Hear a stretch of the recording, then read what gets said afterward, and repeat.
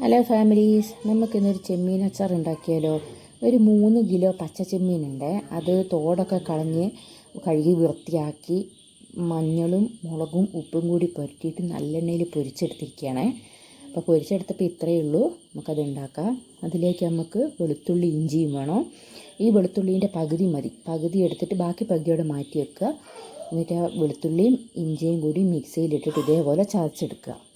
എന്നിട്ട് നമുക്കൊരു ഇരുമ്പിൻ്റെ ചീനച്ചട്ടി അടുപ്പത്ത് വെക്കണം. അച്ചാർ ഉണ്ടാക്കാൻ ഏറ്റവും ബെസ്റ്റ് ഇരുമ്പിൻ്റെ ചീനച്ചട്ടി കേട്ടോ. എന്നിട്ട് അതിലേക്ക് നേരത്തെ പൊരിച്ച് വെച്ചിരിക്കുന്ന ചെമ്മീൻ്റെ എണ്ണ ബാക്കിയുണ്ട്.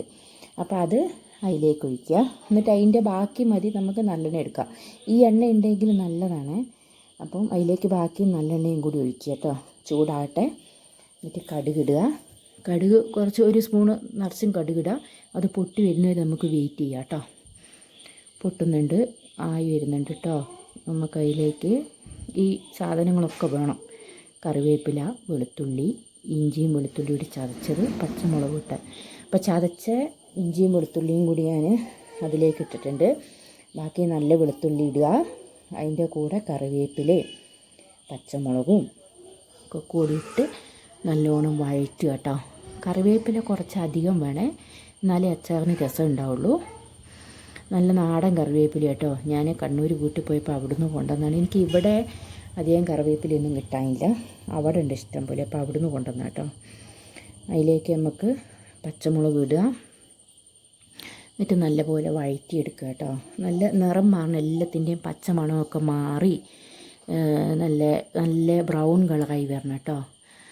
നല്ലോണം പച്ചമണം മാറട്ടെ. അതുവരെ നമുക്ക് ഇളക്കാം. അതിലേക്ക് നമുക്ക് ഉപ്പിടണം. ആവശ്യത്തിന് വേണ്ട ഉപ്പിടുക. നമുക്ക് പിന്നെ ലാസ്റ്റ് നോക്കിയിട്ട് ഇടാം കേട്ടോ. ഇപ്പം ഞാൻ കുറച്ച് ഉപ്പിട്ടിട്ടുണ്ട്. അത് ഇട്ടിട്ട് നല്ലോണം വഴറ്റിയെടുക്കുക. നല്ലോണം ആകട്ടെ. പിന്നെ എല്ലാവർക്കും സുഖമല്ലേ? എല്ലാവരും സുഖമായിരിക്കുന്നു എന്ന് വിചാരിക്കുന്നു. എന്നിട്ട് നമുക്ക് ഇതേപോലെ നല്ലോണം ഇളക്കി കൊടുക്കുക കേട്ടോ. നല്ല പാകമായി വരുന്നുണ്ട്. നമുക്കിത് നല്ലോണം മൂത്ത് കഴിയുമ്പോൾ നല്ലൊരു മണം വരും.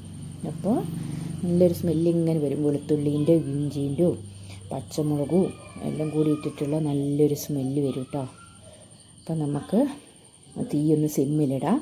എന്നിട്ട് വേണം സിമ്മിലിട്ടിട്ട് വേണം നമ്മൾ പൊടികളൊക്കെ ചേർക്കാനായിട്ട്. അല്ലെങ്കിൽ കരിഞ്ഞു പോകും വേഗം. ഈ ചീനച്ചട്ടി നല്ല ചൂടായി നിൽക്കുന്നുണ്ടല്ലോ. അപ്പോൾ അതിലേക്ക് നമുക്ക് 1 സ്പൂണ് മഞ്ഞൾപ്പൊടി. നല്ല നാടൻ മഞ്ഞളാണേ. നമ്മൾ പൊടി അങ്ങനെ വാങ്ങലൊന്നുമില്ല. നമ്മൾ മഞ്ഞൾ ഉണക്കിയിട്ട് അത് പൊടിച്ചെടുക്കുക കേട്ടോ. അത് ഇടുക. മുളക് പൊടി ഞാൻ 1 സ്പൂണ് എരിവുള്ള മുളക് പൊടി കേട്ടോ അതിട്ടത്. എന്നിട്ട് ഇനി 1 സ്പൂൺ എരിവുള്ളത് ഇടുക. ബാക്കി ഇത് കാശ്മീരി മുളക് കേട്ടോ. ബാക്കി കാശ്മീരി മുളക് പൊടി ഇട്ടിട്ട് കാശ്മീരി മുളക് കുറച്ച് അധികം ഇടാം. ഞാൻ ആ വീട്ടിൽ നിന്ന് വന്നപ്പം കൊണ്ടുവന്നാണ്. ഏട്ടൻ്റെ മില്ലിൽ നിന്ന് അവിടെ നിന്ന് എടുത്തുകൊണ്ട് വന്നതാണ് ഞാൻ. നല്ല മുളക് കേട്ടോ. അപ്പോൾ ഒട്ടും എരിവില്ല. കാശ്മീരി ഒട്ടും എരിവില്ല. നല്ല കാശ്മീരിക്ക് എരിവുണ്ടാവില്ല കേട്ടോ. അല്ലാത്ത കാശ്മീരിക്ക് എരിവുണ്ടാവും, നല്ലതിന് എരിവുണ്ടാവില്ല. അപ്പോൾ അതൊക്കെ കൂടിയിട്ടിട്ട് നല്ലോണം ഇളക്കുക. നല്ലോണം ചൂടാകട്ടെ. എല്ലാത്തിൻ്റെ പച്ചമണം ഒക്കെ മാറിയിട്ടിട്ടെ. എന്നിട്ട് നമുക്ക് അതിലേക്ക് ഇനി വേണ്ടത് കായപ്പൊടിയാണ്. ഞാൻ പൊടി ഇടുന്നുണ്ട്, LGൻ്റെ. അതിടുക. അതും ഇട്ടിട്ട് അത് നമുക്ക് ഒരു ടേസ്റ്റിനനുസരിച്ച് ഉപയോഗിക്കാം കേട്ടോ. എത്ര വേണമെന്ന് വെച്ചാൽ ഞാൻ കുറച്ച് അധികം ഇട്ടിട്ടുണ്ട്. പിന്നെ ഉലുവ പൊടിച്ചത്. ഉലുവ ഞാൻ വറുത്ത് പൊടിച്ച് വെച്ചിരുന്നു. അതും കൂടി ഇടുക.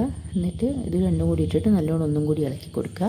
എന്നിട്ട് അതിലേക്ക് വിനാഗിരി ഒഴിക്കുക കേട്ടോ. വിനെഗർ നല്ലോണം വേണം. എന്താണെന്ന് വെച്ചാൽ ഇത് നമുക്ക് കൊടുത്തയക്കാനുള്ളതാണ്. അതുകൊണ്ട് കേടാവാൻ പാടില്ലല്ലോ. നമ്മളിവിടെ വീട്ടിൽ ഉപയോഗിക്കുകയാണെങ്കിൽ കുഴപ്പമില്ല. അങ്ങനെ പെട്ടെന്നൊന്നും ഇതാവില്ല. നമ്മൾ പുറത്തേക്ക് കൊടുത്തു വിടുമ്പോൾ അതിനനുസരിച്ച് വേണം വിനെഗർ ഒഴിക്കുക. എന്നിട്ട് അതിലേക്ക് നമ്മൾ വറുത്ത് വെച്ചിരിക്കുന്ന ചെമ്മീൻ ഇടുക.